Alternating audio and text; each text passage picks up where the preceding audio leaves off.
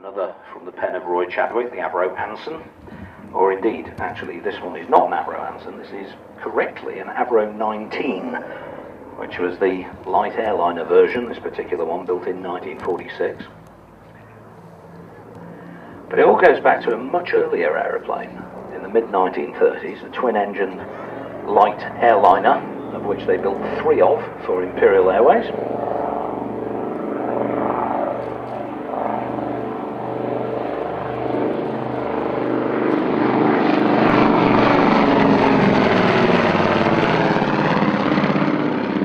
Known as the Avalon, even though that, strictly speaking, was only the name of the first one delivered to Imperial Airways.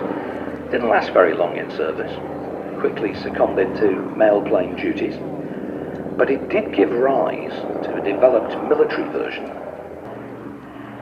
and it was originally intended for use by Coastal Command as a coastal patrol aircraft and light anti-submarine aircraft.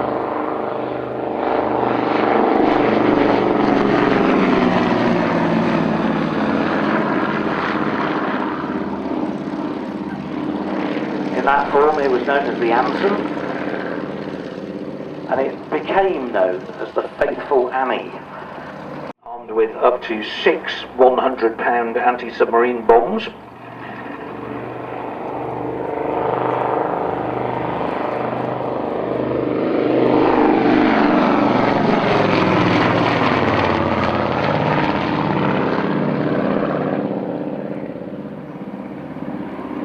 A bit sad really, the 100-pound anti-submarine bomb turned out to be a complete dud as a weapon, and Anson mistook HMS Snapper, a Royal Navy submarine, for a U-boat early in the war, and actually hit the submarine with 3 of these bombs, which broke 3 electric light bulbs inside the submarine. That was the only damage they did. Unbelievable. So very quickly Coastal Command realised to crack a very tough U-boat hull you needed a much bigger bang.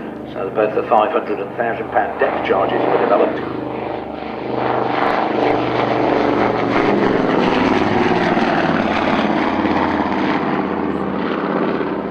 But that was far from the end for the Anson, because it was just a superb training aeroplane.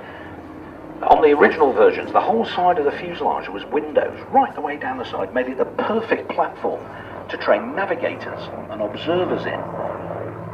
Train gunners in the turret in the rear fuselage, train bomb aimers in the glass panel under the nose.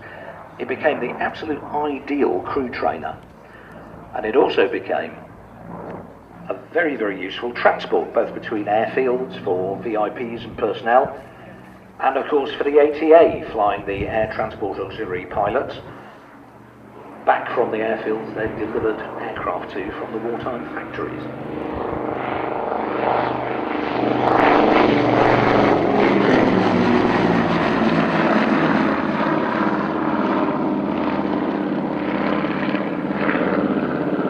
Post-war, metal fuselaged or metal covered fuselage versions of the aircraft became transports for the Royal Air Force as the 19, 20, 21 and 22, and this indeed is an Avro 19, as I said earlier.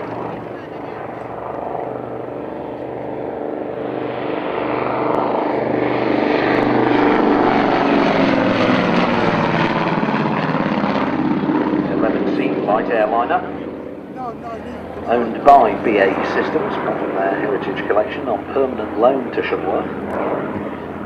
This one powered by a pair of 420 horsepower Armstrong Siddeley Cheetah 17s. That gives the Avro 19 a maximum speed of a surprisingly sprightly 188 miles an hour. How successful was the Anson? It's easiest said in one number. 11,020 Ansons of all variants were built, literally serving all over the world, as I said, in a wide variety of roles. Incredibly reliable, faithful Annie. Well, the Avro 19 just touching down now, flown for us today by John Hurrell. And many thanks to Jim Schofield. Jim was flying the Tutor alongside it. Now, remember what I said about Shuttleworth being one of those places where you'll see things you can't see anywhere else. Well, this is one of those moments. Because I believe down at the far end there is furgling going on with gliders.